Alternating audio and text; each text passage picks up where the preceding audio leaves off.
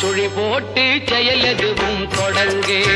பிள்ளையார் சுழி போட்டு செயலெதுவும் தொடங்கே அதன் துணையாலே சுகம் கூடும் தொடர்ந்து அதன் துணையாலே சுகம் கூடும் தொடர்ந்து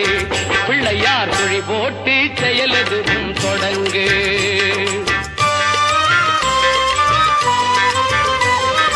அழியாத பெருஞ்செல்வம் அவனே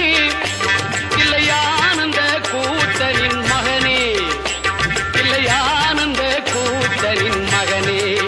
பிள்ளையார் சுழி போட்டு செயலெதுவும் தொடங்கு